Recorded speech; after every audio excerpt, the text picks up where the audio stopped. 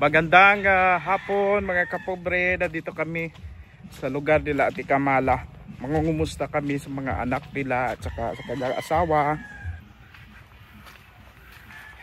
Yon, paakyat kami ngayon mga kapobre.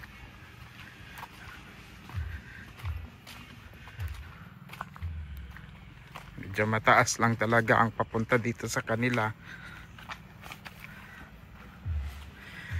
May pasalubong din kami sa mga bata. Nakasalubong namin sila.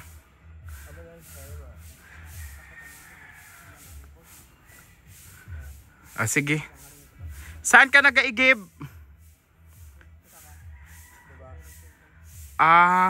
Roland, kumusta na ikaw? Okay ko sir, kaso kasi di ko talaga mo iniyak palagi akong kahit natutulog ako na di ko naman papansin na naluluha ako. Iyak. Siyempre, kumbaga nasanay ka nga dyan palagi si Kamala eh. Oo, pagdating ko sa bahay mo, anong kape o ano, pag nilalagnat ako, hinihilot niya. Saka yung mga banding namin dati sa mga bata. Yun ang iisip ko palagi.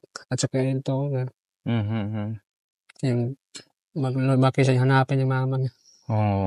Wala pang isang taon eh, ilang buwan pa lang.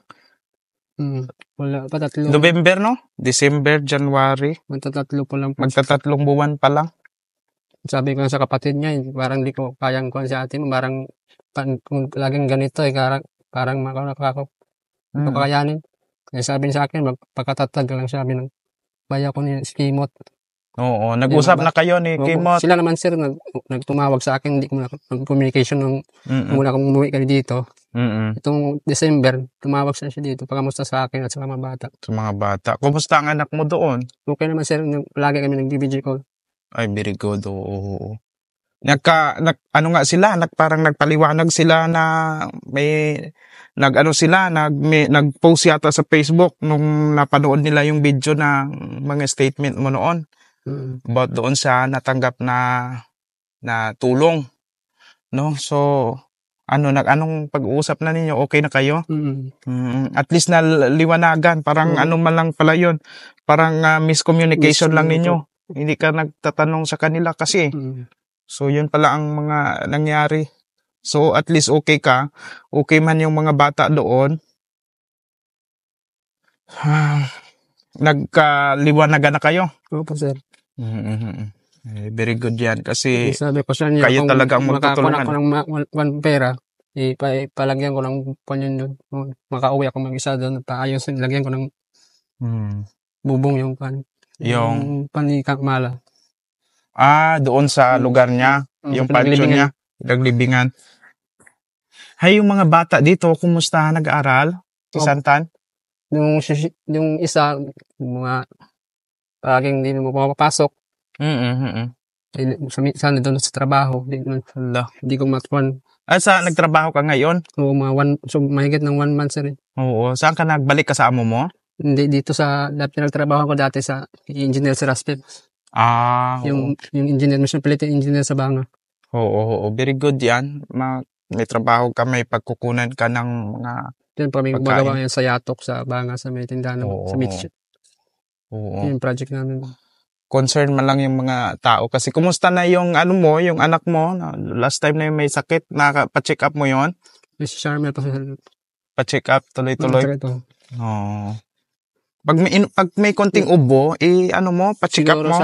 Magana naman siya. Pag si Charmel sila, kaso siguro baka follow up ko kay yung doktor. Kay Doc Hana? Doon ka nagpa-check up? Hi. Very good. Pag-check up mo doon. Sinabi mo na kilala tayo kay Kuya Arnel? Tapos pinalitan yung resita niya. O yung sa unang doktor na pinagkuhan ko, iniba yung kanyang resita. Kay Doc Hana, di gumaling siya. Pinsan yun ni Doc Arnel, si Doc Hana. Yun nga, sabi namin sa iyo na. Listahan niya ng vitamins ito. Oo, di maganda na yung katawan niya. Hindi dati nag-worry talaga kami. Inusan niya sa nagtawag siya siyang gabi. Tumaba daw ito. Oo. Mga kapitbahay, ang lolo niya doon. Apir? Sir. May pasalubong ako sa iyo. Apo lang. Iya pa siya. Babay. Sa iyo ito ha. Wow. Thank you. Yeah.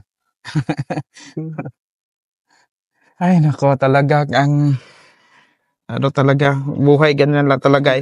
Pag makita ng mga bata na hindi ka matatag, edi mas lalong maano sila, mas lalong apektado sila. Dapat ikaw ang mas mas matatag. Huwag ka magpakita na mahina ka. Saka isipin mo ilan yan ang bata mo, yung mga anak mo. Hindi kailangan Kaya nga binibisita-bisita kita eh. Kumusta yung yung pera mo nandun sa Cebuana? Wala po. Pinatago ko dito. Kasi yung hindi mo na tuloy. Yung second hand na motor para pang service ko sa trabaho. Ay, very good yan. Yan, sabi nila baka sa maubos. Kaysa maubos lang. So at least may service ka sa trabaho. Hindi na. At saka panghatid kay Chantal po sa school. Ay. Ang sundo. Yun ang maganda na ginawa mo. Na may service ka na sa trabaho. Anytime makauwi ka. Galing sa trabaho, ma-supervise mo yung mga bata. Saka matipid pa sa pamasahe sa mga bata. Oo. Ay, very good yan. Tapos yun, ang second hand ng, tapos mo na, bayad mo na. Cash naman po siya. Magkano ang bili mo? 6.5 lang po. Ba't mura? Sa Rosin. Mura, mas mura yan dyan? Mayroon na doon mga 20 plus. Kaso yung kinuha ko, hooper lang, second hand. Oo. Basta okay pa man, nagtakbo pa man. Bago yung makina, okay pa yung makina sportser, yung pinsan ko sumama yung tricycle driver, okay pa yung mga makina bago pa. Mura lang sa Rusi mismo? Doon kami na pumunta sa may tulay doon sa Numancia. Oo. Kaso mga 20 plus doon. May tinuro kami sa shop niya doon sa Mabilo. May shop din sa doon. Oo. Mas mura. Mga mga reposes. Ay, very good. So at least nagagamit mo. Yun ang magandang katulong sa inyo. Sige.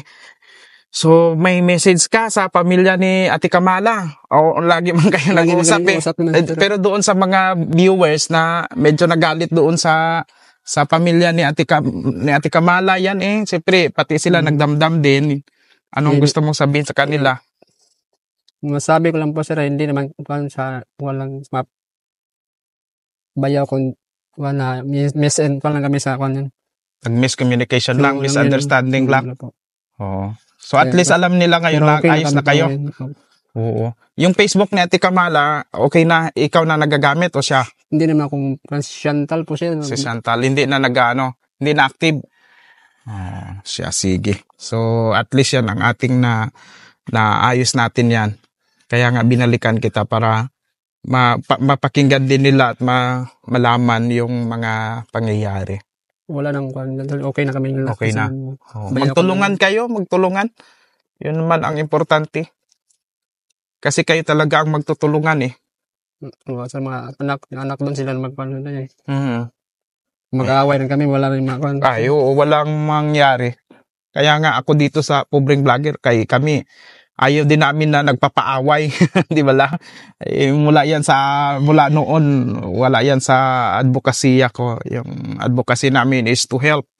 Kung may maitulong, maging tulay ng pag-asa. Ayun, gagawin natin. Hindi kami magpang-away. Ayan. Sige po. Maraming salamat po mga kapobre. Maraming salamat. Ito yung mga request ninyo na bisitahan natin pamilya ni Ate Kamala. Bye-bye po.